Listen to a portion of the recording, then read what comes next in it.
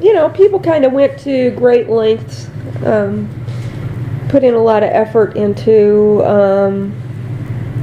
coordinating a lot of things to make it so that I could process things and kind of get on with life and disappear, and to stuff and never mention a lot of stuff. Stuff would never come to mind. But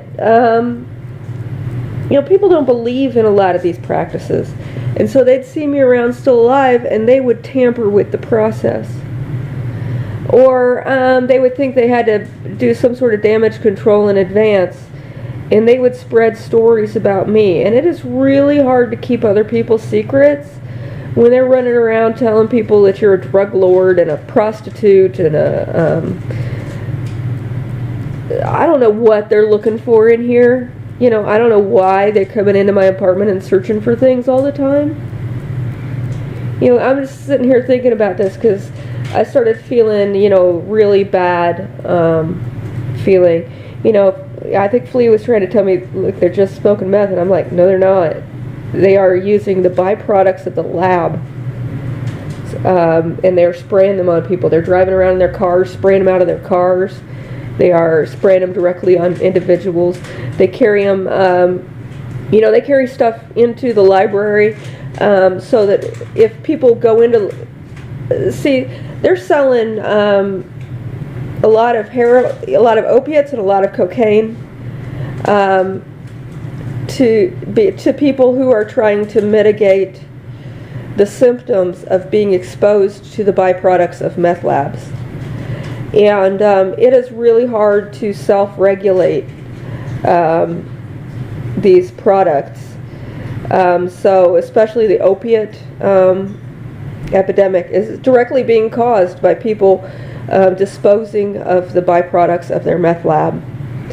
And a lot of people have had to marry who was assigned to them because they could train the female to dose them so that they would not come down with MS that no doctor would diagnose as them being poisoned. So you know, it is a huge deal here. And you know, everybody's always trying to skate around all the different people that they're not supposed to talk about. And in the meantime, they're talking about all these people that they don't take very seriously. So, you know, I don't know how many times a person can be lectured on how unimportant they are before it breaks down that anything that's in my mind could be of any harm to anybody.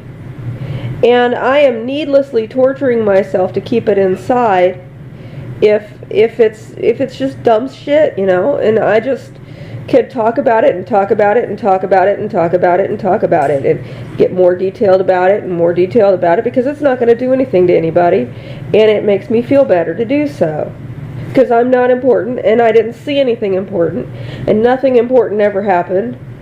And I mean, you know, I sit here and, you know, I feel this stuff feeling, and I'm sitting here and everybody's talking about it, what a useless person I am because I can't work.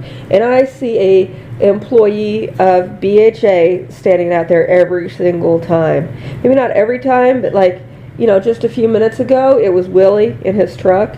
And he'll go out there and he will park right there in the intersection and sit there for like 5 minutes with his windows down and then drive by with his windows down.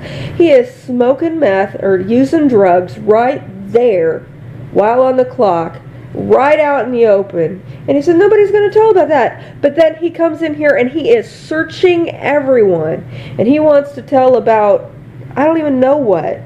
You know, I assume he just makes shit up. And he's going around, I'm going to tell, I'm going to tell, I'm going to tell, I'm going to tell. Because that's his whole posture and his attitude. I'm telling on you, I'm telling on you, I'm telling on you. And then he sits out here and smokes meth. So, you know, that's just how it is, you know. So it's like, it doesn't, there's no rules, there's no boundaries, there's nothing. You're going to kill who you want to kill. People are going to fight how they're going to fight. There's no structure here. This is the Wild West.